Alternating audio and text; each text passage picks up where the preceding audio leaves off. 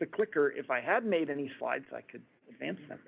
All right, well, welcome everyone. This is Duncan Sparrow. Again, most of you have already met Neal Ziring, who is the Technical Director of the Cyber Directorate of the NSA. And with that, I will turn it over to Neal. Okay, thanks a lot, Duncan. I'm gonna take my mask off while I'm up here so people can hear me. So I'm delighted to be here at this Plugfest today, and some of you saw me show up at 2 o'clock. Unfortunately, I got caught in a meeting. I was intending to be here by lunchtime and eat the nice lunch that you guys all had, but I didn't quite make it. But I've been speaking with Michael and Dave about this Plugfest for a while, and I'm just so glad that it's happening. I'll just introduce myself a smidge for those of you who don't know me. I've been at NSA doing, for the most part, cybersecurity for about 32 years now. And I've been involved with security automation for, I don't know, I wrote it down here, since 2005. The old NIST SCAP work, organized the very first SCAP workshop, which was about the size of this one. And I need to also thank the sponsors, as Duncan did. Thank you very much to AT&T for hosting in this very nice facility, which is conveniently close to the metro, so bonus. And to Oasis for all the work that they do at the technical committees that supports this, and the Open Cybersecurity Alliance, Google for the cloud resources, very helpful. But most of all of you for actually coming here, spending some time with your colleagues, bringing that intellectual knowledge and background and that sweat equity, because that's really what makes workshops like this go, is people getting together, exploring the technologies, cursing over things that aren't working, getting them working, I think is the real value here. And finally, of course, thanks to Duncan for organizing it. And Duncan, I understand you had surgery or something, so hope you're recovering quickly. So why are the technologies of this workshop important? Why should an organization like mine, NSA Cybersecurity Directorate, or companies like some of yours, or small companies or big companies, other parts of government, why should we care about security automation, about command and control, about posture assessment? The key answer to that is because cyber adversaries are kind of making us care. Okay, if everybody was nice and never did anything untoward on their computers, we wouldn't even need passwords and stuff, right? We just all use our computers and we'd be happy. Unfortunately, it doesn't work like that. And our adversaries, the malicious actors who are out there, are very good at finding our weaknesses. I read the other day that the average time for a unprotected, unpatched computer on the internet to be exploited has been steadily going down and recently went under 20 minutes for the average. Like, what the heck? So our modern environments are under attack. They're dynamic and heterogeneous, and they're often decentralized, right? They might be spread over multiple sites, multiple networks, on-prem and cloud, et cetera. Edge computing, somebody mentioned, very decentralized. They have a mix of static assets that we put into place and they kind of stay there for a long time, and very dynamic assets, such as containers or serverless functions that are coming up and down all the time, and you never know exactly how many of them you have until you get your bill later. This mix of platforms, of course, right here in this room, I think I saw 3 different core operating systems, huge variety of toolkits and libraries and open source packages, as well as, and this is, in my view, one of the most important aspects, all of our systems exist within a web of trust relationships that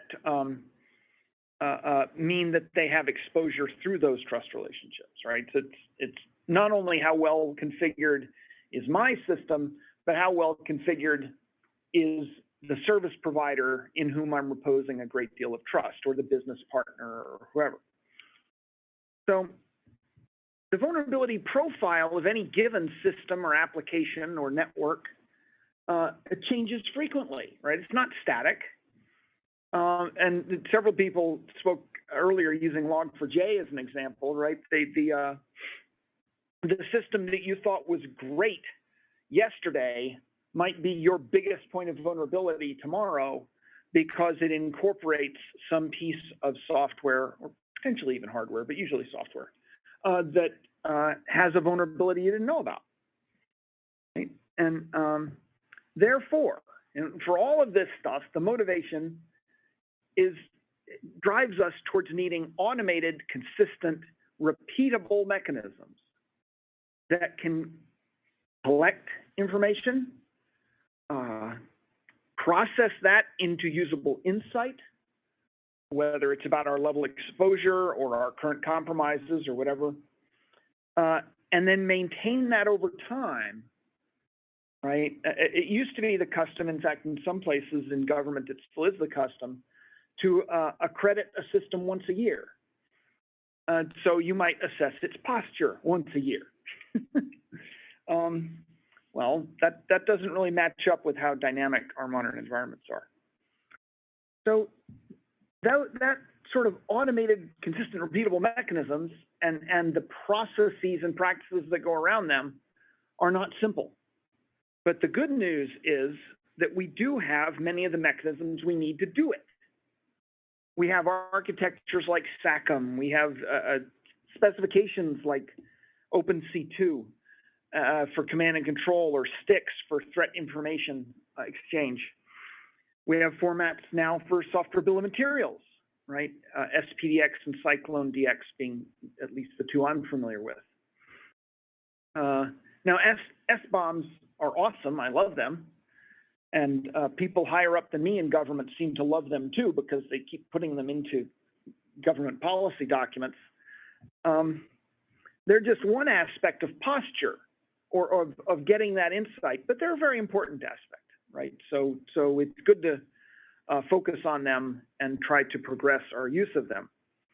The Open Source Software Foundation, their security mobilization plan, which I saw referenced somewhere here, one of the work streams in there, in fact, is about software bill of materials, software provenance. Right. And we have other open formats and open technologies for various other aspects that have been around for a while and are used reasonably frequently, like OVAL and XCCDF and specifiers like CVSS, and newer things like VEX, I think, is tremendously promising. So we have all these mechanisms, and I think Duncan called them alphabet soup.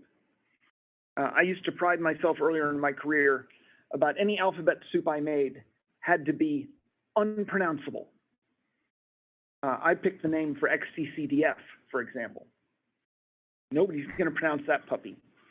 But having the mechanisms as good as they are is not enough by itself, right? They need to be integrated. They need to be able to work together to support someone who is trying to do a mission or create an outcome. And that someone might be an automated processor, might be a person, might be a mix. Someday soon it may be an AI, I suppose.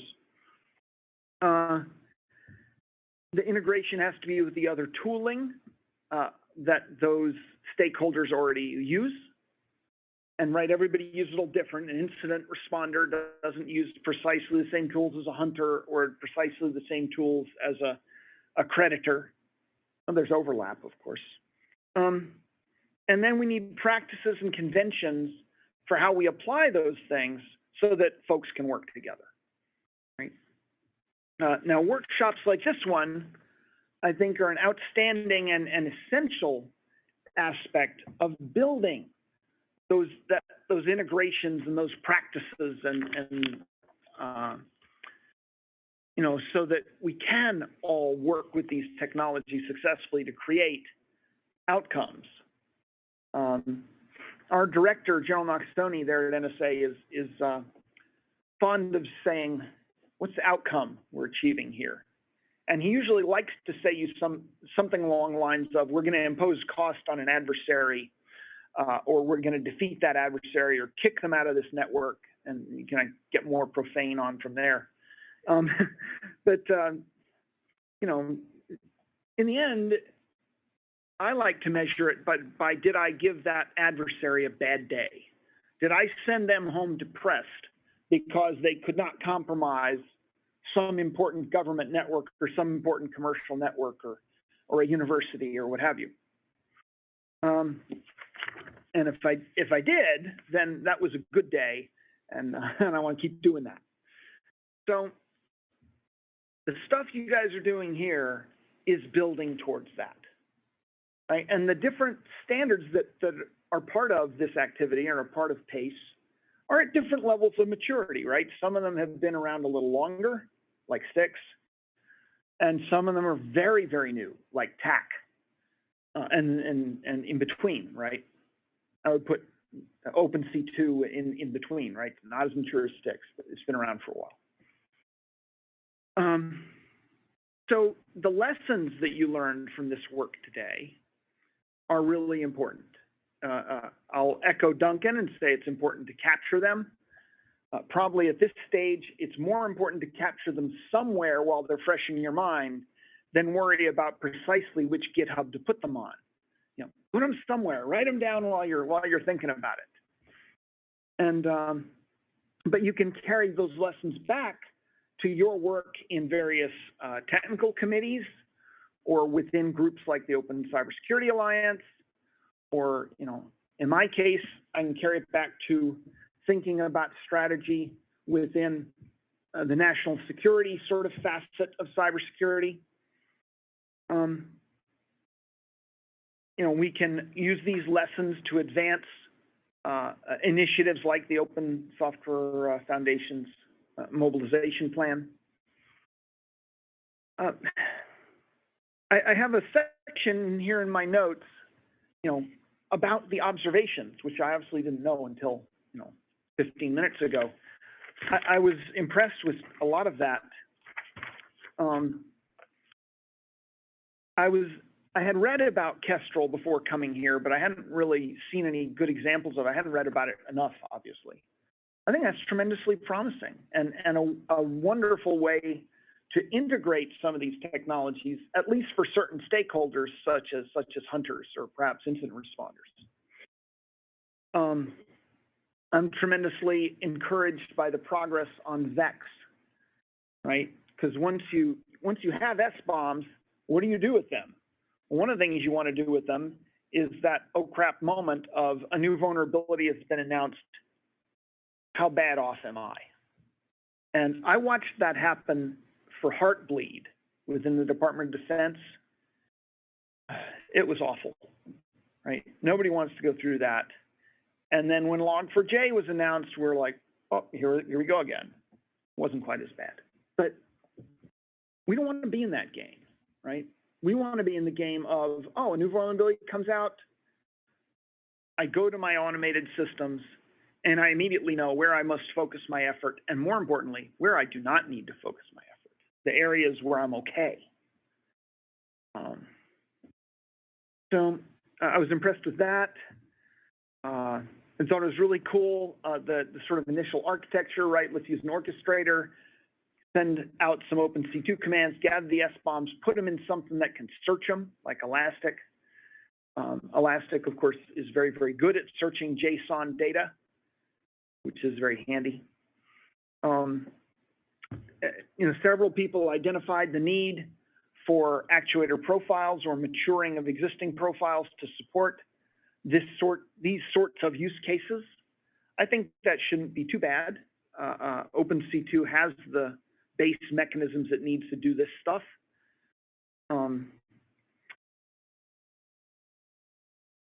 And lastly, I thought it was kind of cool the notion of using inference or reasoners.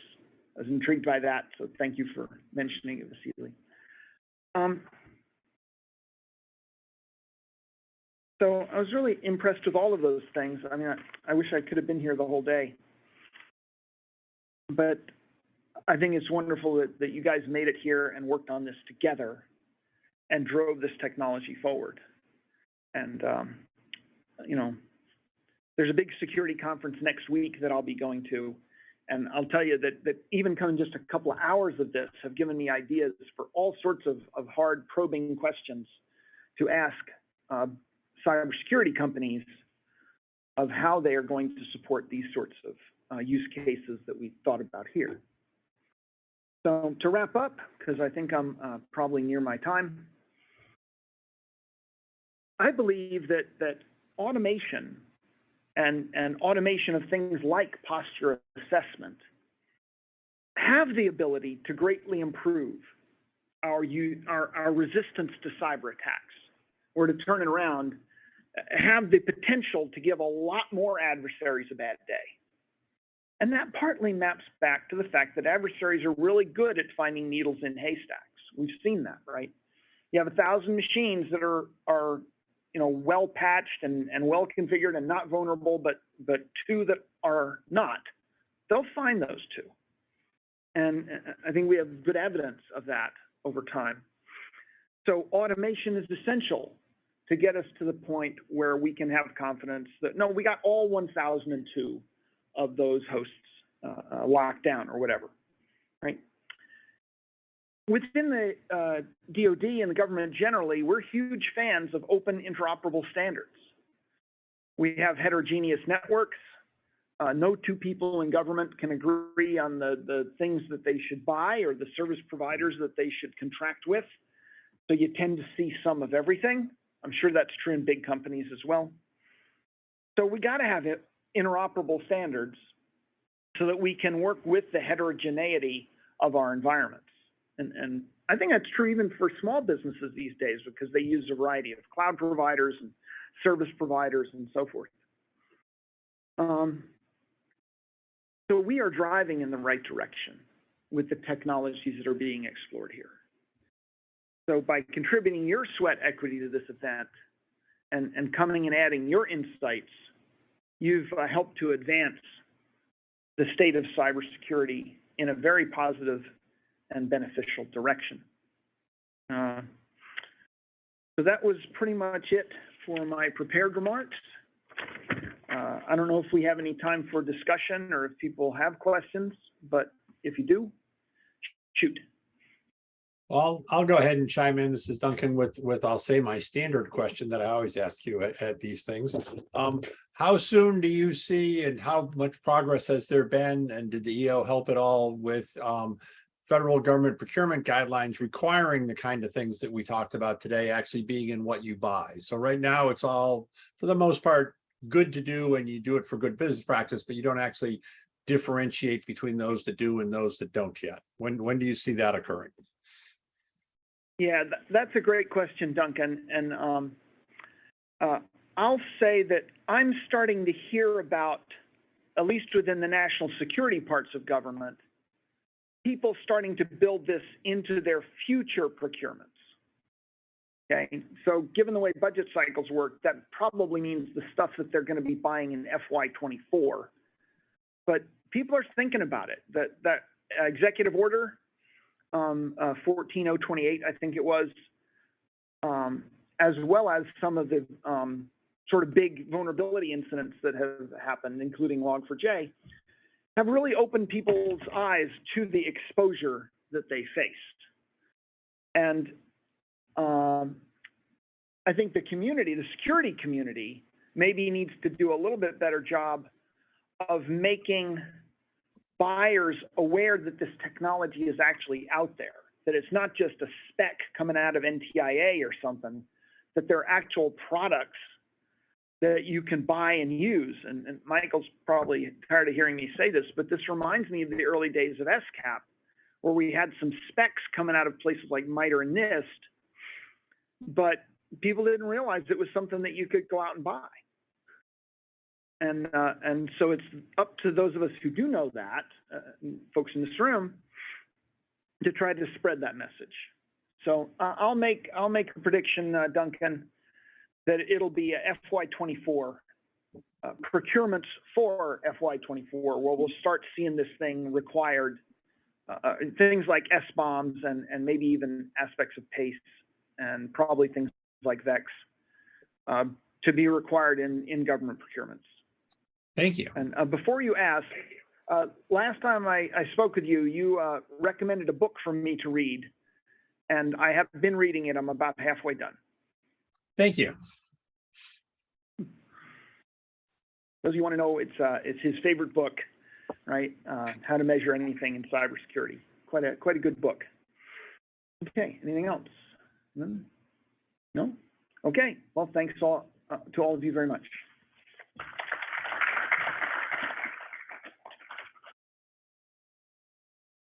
Thank you, Neal. And with that, that brings our day to a close. I thank you all. I thank our sponsors. Thank you all for providing everything. I wish you all a safe trip home.